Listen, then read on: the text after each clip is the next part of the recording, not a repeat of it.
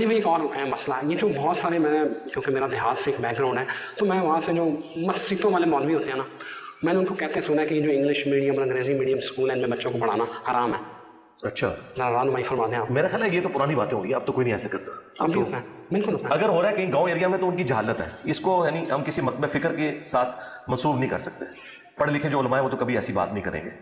تو یہ جو جاہلیت کے اوپر مبنی باتیں کرنے والے تھے اب یہ آہستہ آہستہ کم ہوتے جا رہے ہیں. اب اس میں ان کسی فرقے کو بلیم نہیں کر سکتا، یہ ان لوگوں کی اپنی جہالت ہے. بالکل ٹھیک ہے. علی بھائی موسٹلی بہت سارے لوگ اس وقت جب انٹرویو پینٹ شرٹس میں ہوتے ہیں تو کیا کھڑے ہو کے پیشاب کیا جا سکتا ہے؟ کھڑے ہو کر پیشاب کرنا مرد کے لیے جائز ہے اگر وہ ایسی صورتحال میں ہے کہ وہاں بیٹھ کے پیشاب کرنے کی فیسلٹی موجود نہیں ہے. اسلام کی اصل میں جو ریکوائرمنٹ ہے آپ سے وہ یہ ہے کہ پیشاب کرتے ہوئے آپ کے جسم کے اوپر یا کپڑوں پہ چھینٹیں نہ رکھیں. وہ بخاری مسلم میں حدیث ہے نا، نبی علیہ السلام ایک قبر کے پاس سے گزر رہے تھے، 2 قبریں تھیں، آپ نے فرمایا ان کو عذاب ہو رہا ہے. ایک چگلی کھاتا تھا، دوسرا پیشاب کے چھینٹوں سے نہیں بچتا تھا. پھر آپ نے ایک ٹہنی درخت سے توڑ کے اس کے 2 حصے کر کے اس پہ لگا دیا اور فرمایا جب تک یہ ہری رہیں گی ان کے عذاب میں تخفیف ہوگی. تو اس میں پیشاب کے چھینٹوں سے بچنے کا ذکر تھا. تو اصل مقصد پیشاب کے چھینٹوں سے بچنا ہے. اگر پیشاب کے چھینٹوں سے کھڑے ہو کر پیشاب کرنے میں بچت ہے تو کھڑے ہو کر کریں، اور اگر بیٹھ کے پیشاب کرنے میں بچت ہے تو آپ بیٹھ کے کریں. ایسی جگہ بھی ہو سکتی ہے، یعنی بہت پتھریلی زمین ہے، وہاں پہ اگر آپ بیٹھ کے پیشاب کرتے ہیں تو اپنے اوپر آتے ہیں، اس کی بجائے آپ ایک سائڈ پہ کھڑے ہو کر پیشاب کرتے ہیں.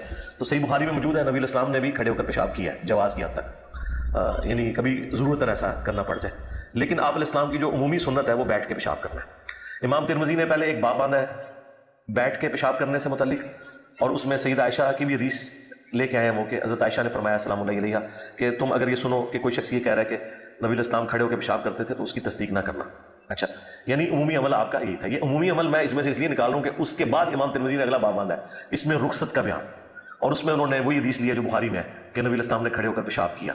تو اس سے یہ پتہ چل گیا کہ مرد کے لیے کھڑے ہو کر پیشاب کرنا یہ جائز ہے. جس طرح آپ ملٹی نیشنل ہوٹلز کے اندر اگر کسی نے پینٹ شرٹ پہنی ہے وہاں پہ کھڑے ہو کر پیشاب کی جگہ بنی ہوئی ہے، بشرطے کہ آپ کے اوپر چھینٹے نہ پڑیں. اصل مقصد یہ ہے کہ چھینٹے نہ پڑیں. جس طرح اصل مقصد مسواک کرنا نہیں ہے، اسلام کو مسواک سے کوئی لینا دینا نہیں ہے، اسلام کو دانتوں کی صفائی سے ہے. اب جب ہم یہ باتیں کرتے کہتے ہیں مسواک کی توہین کر دی ہے تو آپ لوگ تو خود مٹی کی توہین کر رہے ہو، کیونکہ نبی علیہ السلام نے تو صابن استعمال نہیں کیا، آپ تو مٹی استعمال کرتے تھے غسل سے پہلے، بخاری مسلم میں ہے. تو آپ صابن کیوں استعمال کرتے ہو؟ تو یہ آپ کو بتائیں گے کہ وہ مٹی اس زمانے میں صفائی کے لیے استعمال ہوتی تھی، اب صابن ہوتا ہے. تو بھائی آج اگر جتنی دنیا کی آبادی ہے ان کے لیے مسواکیں آپ جمع کرنا شروع کر دیں تو جو اس وقت درختوں کی حالت ہے تو آپ کیسے پوری کر سکتے ہیں؟ ٹوتھ برش تو آپ کو سستا پڑتا ہے. پھر آج کل کی جو مرغن غذائیں ہیں جس قسم کی، اس میں ٹوتھ پیسٹ کو جس طریقے سے سائنٹیفکلی مینیج کیا گیا اس سے صفائی زیادہ بہتر ہوتی ہے ایز کمپیئر ٹو مسواک والے معاملے میں. تو اصل مقصد ہے دانتوں کی صفائی. جس طرح اصل مقصد جسم کو صاف کرنا ہے، بھلے وہ آپ مٹی سے کریں یا وہ آپ صابن سے کریں، اصل مقصد کو آپ نے اچیو کرنا ہے. جو صحیح مسلم حدیث ہے صفائی نصف ایمان ہے، صفائی نصف ایمان ہے. علی بھائی ہم ذرا کرنٹ افیئرس پہ آتے ہیں. روس، یوکرائن، اسرائیل، فلسطین، کیا یہ ہم تیسری عالمی جنگ کی طرف بڑھ رہے ہیں؟ یہ تو کئی دفعہ پہلے بھی اس طرح ہو چکا ہے. ہم چونکہ اس ایرا میں ان ساری چیزوں کو میڈیا کے اوپر دیکھ رہے ہیں. دیکھیں صدام حسین کی جب جنگ شروع ہوئی تھی اس وقت بھی تیسری ورلڈ وار تو بنا دی تھی ساروں نے، عربیوں نے بھی، اجمیوں نے بھی. اور اس کے بعد جب افغانستان کی وار شروع ہوئی پھر تیسری عالمی جنگ انہوں نے بنا دی تھی. اس سے بہت پہلے 67 کی جب جنگ ہوئی ہے، اور اس کے بعد 73 کی جنگ جو عرب ملکوں کی ورسز اسرائیل کے، اس وقت بھی رشیا نے سارا اسلحہ دیا تھا شام کو بھی اور مصر کو بھی اسرائیل سے لڑنے کا. ادروائز مسلمانوں کی تو کمپیٹنسی نہیں تھی، اور مصر نے 73 میں وہ چھنا علاقہ واپس لے لیا تھا جو 67 میں ان سے چھن گیا تھا. وہ کس طرح واپس لیا تھا؟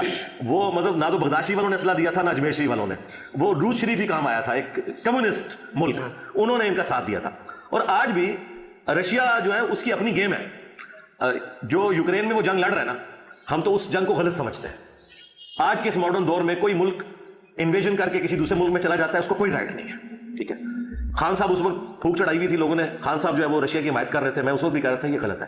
وہی ہوا 3 دن بعد ہمارے جو اس وقت کے آرمی چیف تھے انہوں نے سیدھا کہہ دیا کہ انویژن ہے یہ. اچھا، پھر خان صاحب جب نکالے گئے تو خان صاحب کو ضرورت پڑ گئی یورپ اور امریکہ کی. جب اس صحافی نے انٹرویو لیا اس نے کہا آپ اس کو کنڈیم کرتے ہیں کہ نہیں؟ خان صاحب جو سارا حقیقت ٹی وی اور فلانے ٹمکاڑے ٹی ویوں سے اور سوشل میڈیا سے ہائپ کریٹ کی ہوئی تھی رشیا کے زمانے میں، ہوا نکل گئی. خان صاحب نے کہا بالکل رشیا نے غلط کیا. اب ہم وہ یوٹیوبرز جو خان صاحب کو بھوک چڑھاتے تھے اسے پوچھیں گے یار پہلے تم لوگ کیا کرتے رہو؟ اس کا مطلب انجینئر صاحب کی رائے پہلے ٹھیک تھی، خان کو بعد میں سمجھ آئی. خان نے کنڈیم کیا ویڈیو کے اندر کہ یہ رشیا نے غلط کیا. اب رشیا چونکہ پوری دنیا میں گالیاں کھا رہا تھا، اسے تو موقع مل گیا. رشیا کو کوئی مسلمانوں سے ہمدردی نہیں ہے. رشیا کو یہ موقع مل گیا کہ امریکہ تو مجھے گالیاں دے رہا تھا نا، اور یوکرین کو تو اسلحہ دے رہا تھا, دیکھ پھر میں اب جو ہے نا مسلمانوں کو اٹھاؤں گا. یہ پوری پالیٹکس ہو رہی ہے, اس کا نہ اسلام سے کو لینا دینا ہے, ٹھیک ہے, جو چائنا یا رشیا سپورٹ کر رہے ہیں. ہاں حماس جو کچھ کر رہی ہے وہ اپنی خالصتاً اسلام کے لیے کر رہی ہے, ٹھیک ہے, ان کی ایکٹیویٹی سے کسی کو اختلاف ہو سکتا ہے یا کوئی ایگری کر سکتا ہے, وہ ہر بندے کا رائٹ ہے. لیکن یہ جو دوسرے ملک بیچ میں ٹرکے ہیں نا, ان سب کے اپنے مفادات ہیں. سعودی عرب نے بھی جب دیکھا نا کہ چائنا بھی تھوڑا حوصلہ دے رہا ہے اور رشیا بھی اور امریکہ بھی آج کل بیک فٹ پہ ہے, ظاہر ہے ادھر والے ملک کی اکانومی بڑھ گئی ہے, اب چائنا تو اس وقت دنیا میں لیڈ کر رہا ہے, تو انہوں نے بھی ہمت دکھائی. مجھے بتائیں ان عربیوں نے کبھی ہمت دکھائی ہے امریکہ کے مقابلے پہ؟ صدام حسین کے ساتھ جو کچھ کیا امریکہ نے, اس کے بعد جو کچھ افغانستان میں ہوا, ان لوگوں کی تو ضرورت ہی نہیں بول جائیں. آج یہ جو امریکہ کے وزیر کو پوری رات بٹھائی رکھا ہے محمد بن سلمان نے, لوگ کہہ رہے ہیں بڑی کر دیا, نہیں, بس یہ ہے کہ وہ دیکھ رہے ہیں کہ اس وقت پلڑا ادھر بھاری ہے.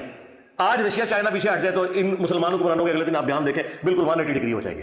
اور دوسرا, آپ لوگ میڈیا کے لوگ ہیں, میں آپ لوگوں سے پوچھتا ہوں, آپ لوگوں نے تو ان تمام سپیکرز کو جو طالبان حکومت کے حق میں بول رہے تھے, اور یہ مقبول جان صاحب, ڈاکٹر اسرار صاحب, باقی سارے لوگ, وہ کہتے تھے خلافت راشدہ قائم ہو گئی ہے. خلافت راشدہ کدھر ہے؟ انہوں نے تو ایک بیان بھی نہیں دیا فلسطین کے حق میں.